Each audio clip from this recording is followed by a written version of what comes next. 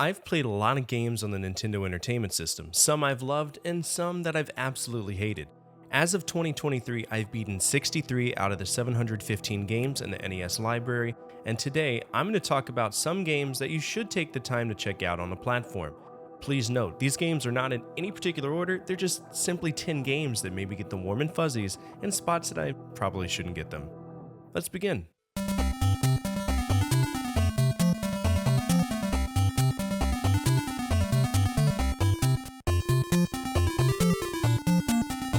If you like simulation games, and you've probably heard of Sid Meier, because for the most part, he's been making simulation games since the start of his career at Microprose, and he continues to do it at Firaxis.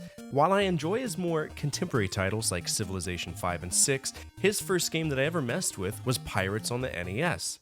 Pirates is a really fun game where you can literally do anything that you want. Do you want to trade goods? Well, you can. Do you want to be a pirate? Well, obviously you can. If you want to earn rank with foreign countries, find your future wife, discover where your lost family went, raid the silver train, or locate the lost gold in Mexico, you can do it all. This game is incredibly open-ended, and you're only limited by one thing: time. As you get older, your skills do diminish, but the rest of the time it's free reign to go wherever you want and to do whatever you want to do. The game has multiple re-releases, or should I say graphical updates, with the most recent being Sid Meier's Pirates in 2004, which is hands down one of my favorite contemporary PC games from the era.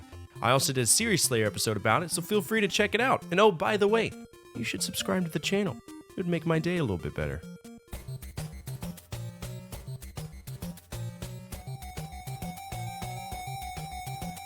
Everyone knows Metal Gear Solid, but have you ever checked out the original game in the franchise, Metal Gear? It's actually really fun. It was Hideo Kojima's second game ever, coming out in 1987, and was one of the only games in 1987 from Konami's library that gained any true traction apart from Contra, Super C, Nightmare 2, and Gradius 2.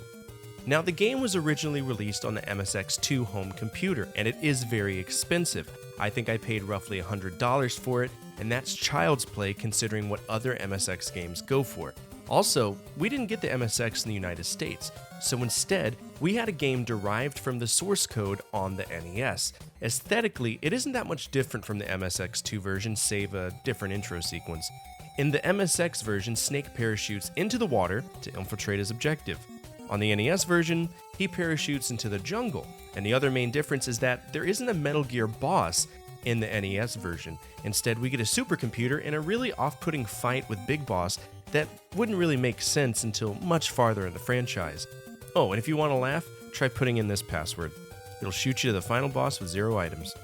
Personally, I adore Metal Gear because it's just good, clean fun. And while the focus isn't on stealth as much as it would be later in the franchise, I absolutely adore this game, and it's a rite of passage title on the NES. The most recent game for Metal Gear Solid was Metal Gear Survive, which was a commercial failure. But there is a remake of Metal Gear Solid 3 Snake Eater, known as Delta, coming soon, and I'm very stoked for it.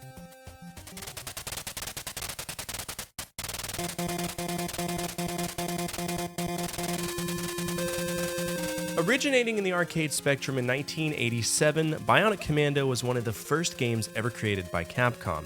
In fact, from a historical standpoint, it's inspired by Takuro Fujiwara's Rock and Rope, mostly due to the grappling mechanic. If you do find this loose, you might notice that the cartridge has a grid on it. The first 7 titles from Capcom on the NES had this: 1942, Commando, Ghosts and Goblins, Gunsmoke, Mega Man, Section Z, and Trojan. A little bit of information for you. Returning to the game, when it came time to port it to home consoles, it was dramatically changed. Instead of an awkward linear arcade experience, we had an actual plot, non-linear levels, an extremely fluid grappling mechanic for NES standards, and the ability to earn continues rather easily to continue your gameplay. This game is one that you can just sit down and veg out on and have a really good time with, and in my opinion, it's eons more fun than the arcade version that it's based on. The most recent Bionic Commando game was Bionic Commando Rearmed 2 in 2011, and based on its sales, I doubt we will see any more from this franchise, which is a bummer. Bionic Commando is definitely one of those one-off titles that saw its largest success on the NES.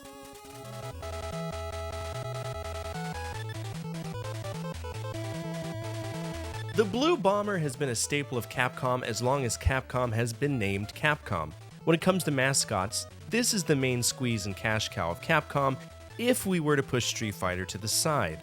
Ironically, when Mega Man was released, it wasn't successful at all, and if it hadn't gotten a sequel, then we probably wouldn't have had the other 90 plus games in the franchise. Mega Man was inspired by rock, paper, scissors, and that's how you're supposed to approach this game. You fight various robot masters and then get their power-ups, of which will decimate certain bosses, and which will not affect other ones nearly as much as the ones that they're meant to be used against. And that's a formula that is stuck for most of the platformer-based titles. I enjoy the ability to choose where I want to go and who I want to fight, and the ability to be able to grind health items is something that is critically underutilized in platformer games from this era. If you don't want to shell out the cash for the NES version of this title, feel free to buy the Rockman equivalent for the Famicom, or you could just emulate it. The most recent Mega Man game was Mega Man 11, if we don't account for the multiple compilations that have come out in recent years. And yes, Mega Man 11 feels just like the old ones, and I'm excited to check it out one day.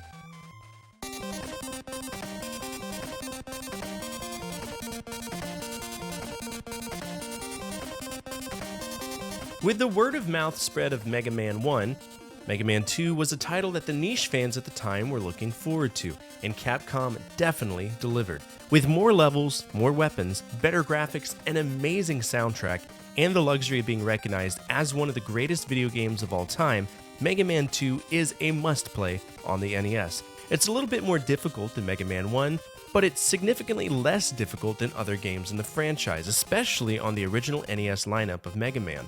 In particular, I like the music from this game, whether it's as a subtle background track for video game videos on YouTube, or the fact that it ushered in nerd rock.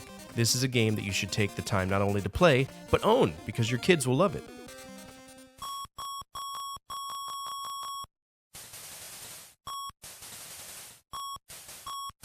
"1942 is very special to me. My first fireside chat was 1942.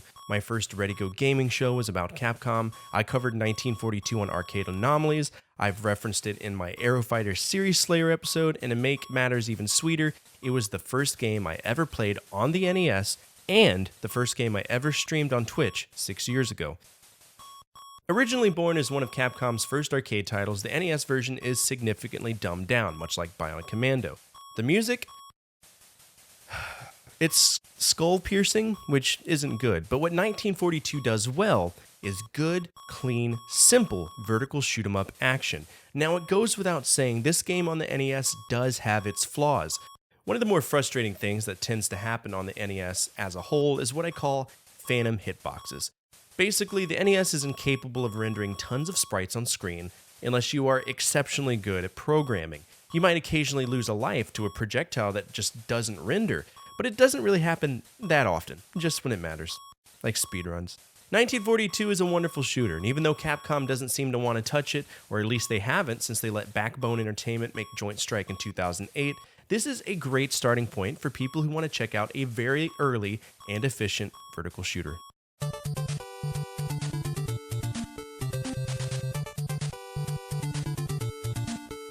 Depending on how old you are, you might remember Castlevania as a Metroidvania title, especially if you grew up playing the games after Symphony of the Night. But if you're like me, an old guy with a bitter attitude towards change, then you remember when Castlevania was a linear platformer where you had to find wall chickens, deal with annoying Medusa heads, and walk slowly towards the end of the level hoping that you had enough health and holy water to beat the boss. Castlevania is a staple in Konami's library, and it was also the first Konami game I ever checked out on Twitch. With a proper balance of difficulty, occasional tropes such as knockback physics, and a really solid soundtrack, this game is one that will take quite a while to master, but once you do, it's really fun. In my opinion, from the original 3 on the NES, this is the best one. I know many of you might find Castlevania 3 to be better, but I don't give a fuck, because I hate Castlevania 3 because the levels are asinine in comparison to the traditional design of the original daddy of the franchise. The most recent game in the franchise is Castlevania Lords of Shadow 2, and while it looks cool, in my opinion, it doesn't really hit the mark like the original game did.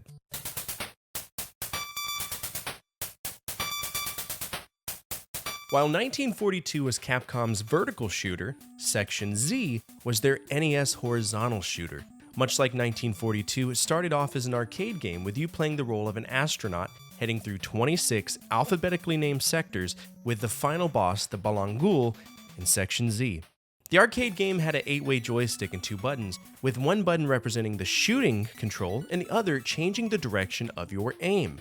When this was translated to NES, they did a significant number of changes, such as making 3 stages of 20 sections with a total of 60 sections. That's big. But don't let that fool you.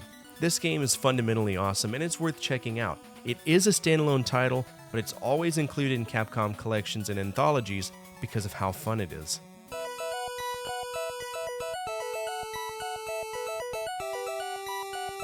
Konami and Capcom were both badass companies, and as with most badass companies, there are certain genres that are a must-make in the industry.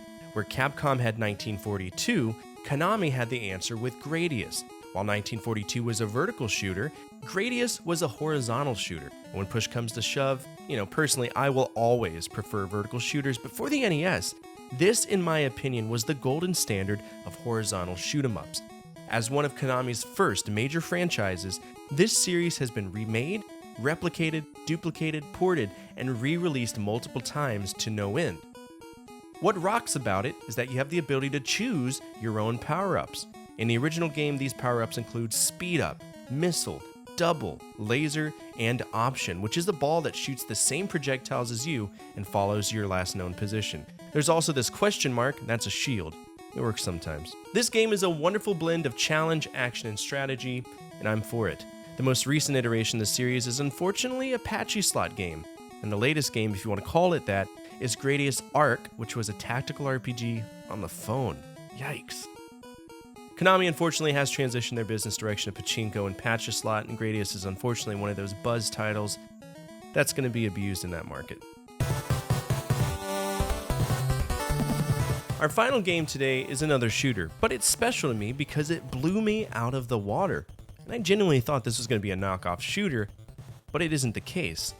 Abido's The Deadly War was published by Milton Bradley and developed by Natsume, and when I saw the Milton Bradley logo on a video game, I was kind of expecting some jank nonsense that would be turned off in less than 3 minutes.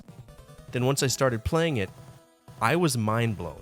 Not only do we have elements of horizontal shooting, but on the 2nd, 4th, and 6th stages, we transition to vertical shooting. This was not common during this era of gaming, and the only other game I've seen do it successfully was Salamander, or Life Force, on the Famicom. It's a Gradius spin-off that I love just as much as Gradius, but that's neither here nor there. We'll talk about that when we get to the Famicom. But returning to Abido's, the music is awesome, the action is unparalleled, the difficulty is incredibly high, and the artwork is really solid for an 8-bit title. I've still yet to master this game, but I can't wait to tackle it again in the future. Thank you so much for taking the time to watch this video. If you like what you saw, give me a thumbs up, and down in the comment section below, tell me what my next top 10 should be. I'd love to check out your suggestions. As always, from my family to your family, good energy, good vibes, Fortify out.